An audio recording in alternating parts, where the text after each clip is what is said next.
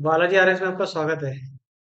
RS means की इस श्रृंखला में हम हिंदी सब्जेक्ट को ले रहे थे और इसकी वाक्य शुद्धि का टॉपिक हमारा चल रहा था। पहली क्लास हो गई है हमारी। अगर आपने वो नहीं देखा है तो आप प्लेलिस्ट में जाके चेक कर सकते हो। ये हिंदी की 5वीं क्लास है आपकी। ये आपके जूनियर अकाउंटेंट, ये हमारे से राजस्थान के किसी भी एग्जाम में जहाँ हिंदी आ रही है वहाँ भी आपके काम आ जाएगी। और हमारे सोर्सेज है हिंदी व्याकरण, जो नवीन हिंदी व्याकरण 9वीं से 12वीं कक्षा में चलती है वो, और सामान्य हिंदी की पुस्तक। ये मेरे बारे में इंट्रोडक्शन है। आरएस मीन्स मैंने 2 बार दिया है। एक सेंट्रल गवर्नमेंट एम्प्लॉय रहा हूँ और करंटली राजस्थान गवर्नमेंट सर्विस में हूँ। तो इसको स्टार्ट करते हैं।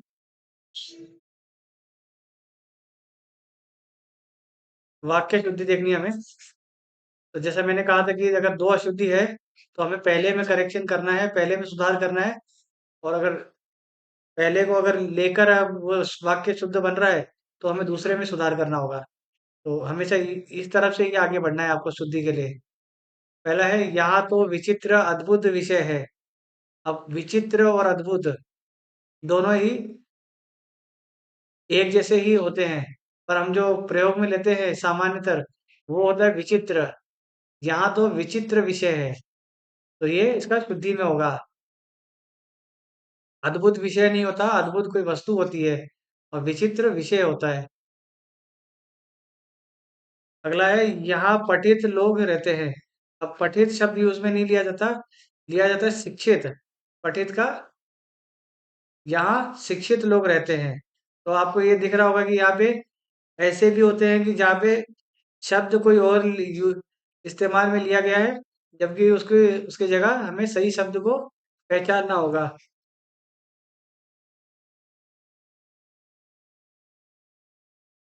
आगे है, आपको सेवानिवृत्ति के बाद के भावी जीवन के लिए शुभकामनाएं। तो सेवानिवृत्ति के बाद भावी जीवन नहीं होता, शेष जीवन होता है।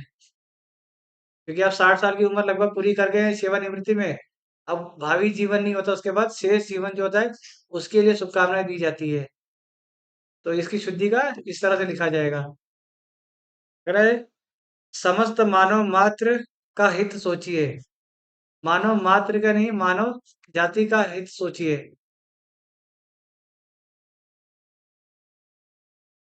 क्योंकि हम जो समस्त बोल रहे हैं तो हम मानव की एक पूरी प्रजाति के बारे में बोल रहे हैं कि जितने भी मानव है उनका हमें हित सोचना है। तो समस्त मानव जाति का हमें हित सोचना होता है। अगला है, सभी शिक्षकों में मोहन बहुत श्रेष्ठ है। अब श्रेष्ठ और बहुत दोनों श्रेष्ठ का मतलब ही बहुत उत्तीर्ण या बहुत अच्छा है, इस तरह से लिया जाता है। तो बहुत जो है निरर्थक शब्द होगा आपका, और सही वाक्य बनेगा, सभी शिक्षकों में मोहन श्रेष्ठ है। अब एक बार पढ़ोगे तो ऐसी अशुद्धि आराम से पहचान लोगे। आराम आराम से पढ़ो, टुकड़े में पढ़ो। जैसे कि सभी शिक्षकों में, यहाँ ठीक है, मोहन बहुत श्रेष्ठ है। तो बहुत और श्रेष्ठ तो सुनते ही आपको समझ में आ जाएगा कि इन दोनों में से ही गलती है। और आपको देखना है कि पहले किसको हटाकर ये वाक्य शुद्ध हो सकता है। तो बहुत हटा, जब इसका हटाया आपने तो फिर आपने पढ़ा सभी शिक्षकों में मोहन श्रेष्ठ है, तो ये आपका शुद्ध शब्द निकल के आया है, शुद्ध वाक्य निकल के आया है।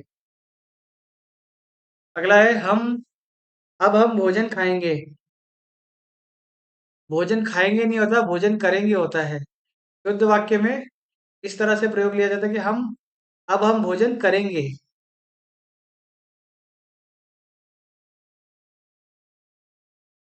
अगला है, अब और स्पष्टीकरण करने की आवश्यकता नहीं है। स्पष्टीकरण में ही ये करने का भाव अपने आप आ जाता है, तो ये निरर्थक में आएगा आपका। अब और स्पष्टीकरण की आवश्यकता नहीं है, ये आपका शुद्ध वाक्य होगा। स्पष्टीकरण में आप किसी को स्पष्टीकरण देते हैं या स्पष्टी किसी चीज का स्पष्टीकरण करते हैं, देते हैं, तो उसमें एक करने वाला भाव जो है अंतर्निहित ही होता है। तो इसमें हम ये शब्द यूज में नहीं लोगे। अगला है, घोड़ा चलते चलते डट गया। घोड़ा डरता नहीं है, घोड़ा अड़ गया अपनी अपनी चाल में, आगे जाके वो कहीं जाके अड़ गया और वो उसके आगे चल नहीं रहा। तो इस तरह से इसका वाक्य में लिया जाता है, घोड़ा चलते चलते अड़ गया। अगला है राम ने संकल्प लिया। संकल्प लिया नहीं होता, संकल्प किया। आप किसी चीज का संकल्प करते हो कि मैं ये चीज करके ठान के दिखाऊंगा। आप आरएस का संकल्प लेते हो कि मैं आरएस क्लियर करके दिखाऊंगा। तो संकल्प लिया नहीं जाता, संकल्प किया जाता है। आप सामने वाले से संकल्प लेते हो और खुद संकल्प करते हो। अगला है बच्चा खाना और दूध पीकर सो गया।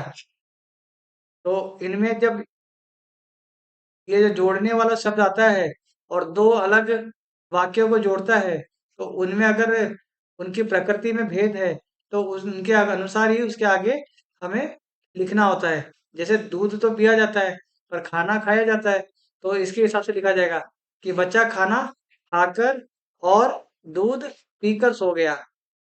तो इन ऐसे वाले शब्दों पे खास ध्यान रखना, ये आरएस में ज्यादा पूछे जाते हैं। तो खाना खाकर और दूध पीकर। अगला है मेरा भक्त कवि थी। अब कवि जो पुरुष होते हैं उनके लिए होता है और महिलाओं के लिए कवयित्री होता है। तो मीरा भक्त कवयित्री थी, तो ये इसका शुद्ध रूप होगा वाक्य शुद्धि में ऐसे। तो आपको ये भी ध्यान देना है कि पुरुष के लिए ये लिया जा रहा है, ये महिला के लिए। महादेवी विद्वान कवयित्री थी। अब विद्वान मर्दों के लिए होता है, पुरुषों के लिए होता है, और महिलाओं के लिए होता है विदुषी। तो महादेवी विदुषी कवयित्री थी। यहाँ तो इसकी शुद्धि है, पर यहाँ इन्होंने अशुद्धि कर दी। तो महादेवी विदुषी कवयित्री थी। जो इनको अब लिख लेना कि भक्त ये कवि का कवयित्री होता है, विद्वान का विदुषी होता है। इस तरह के शब्द आप देख लेना एक बार। अगला है सलोनी एक बुद्धिमान हम्म, बालिका है। तो बुद्धिमान जो होता है वो पुरुष होता है और महिला बुद्धिमती।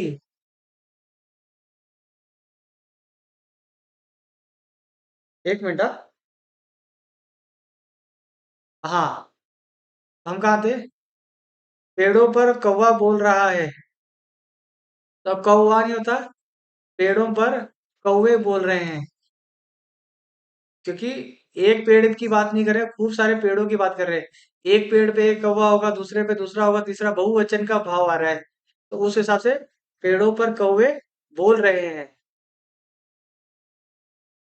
आप इसको भी ऐसे भी शुद्ध कर सकते हैं कि पेड़ पर कौवा बोल रहा है। आप ऐसे भी लिख सकते हो।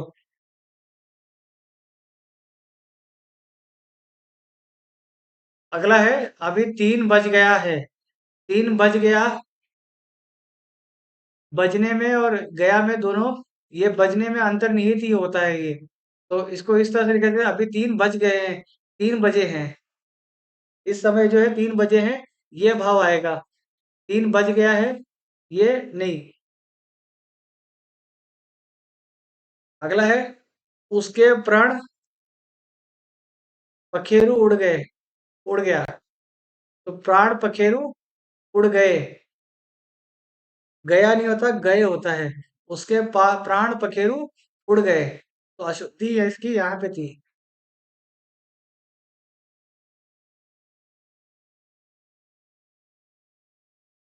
अगला है सैनिकों को कई कष्टों का सहन सहना पड़ता है। कई कष्टों को सहना पड़ता है, कई कष्टों को नहीं होता, कई कष्ट सहने होते हैं। इसका आप इस तरह नहीं लिख सकते आप। इसका बहुवचन नहीं बनेगा आपका, एक वचन में ही होगा ये। सैनिकों को कई, क्योंकि जब कई आ गया तो कई में अपने आप ही बहुवचन का भाव आता है। तो इनको अगला शब्द जो है एक वचन में लिखा जाता है। तो कई कष्ट सहने पड़ते हैं, और ये सहना एक वचन के लिए है, तो इसको बहुवचन करने के लिए सहने पड़ते हैं, इस तरह से लिखा जाएगा ये। तो सैनिकों को कई कष्ट सहने पड़ते हैं। अगला है आज विधानसभा में महंगाई के ऊपर बहस होगी।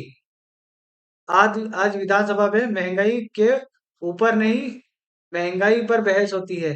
किसी चीज पे बहस की जाती है, किसी चीज के ऊपर बैठ के, या किसी और चीज के ऊपर नहीं। ये हमारी बोलने की अशुद्धि की वजह से है। और वाक्य शुद्धि में इसी तरह लिखा जाता है इसको कि आज विधानसभा में इस चीज पर बहस होगी।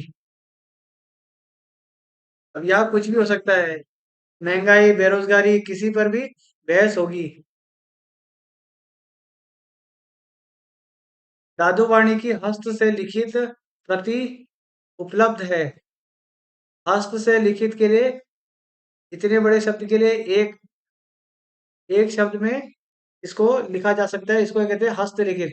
हस्तलिखित का मतलब होता है हस्त से लिखित। तो एक शब्द में ही अगर आपका हो रहा है तो उसका प्रयोग किया जाता है। तो दादूवाणी की हस्तलिखित प्रति उपलब्ध है।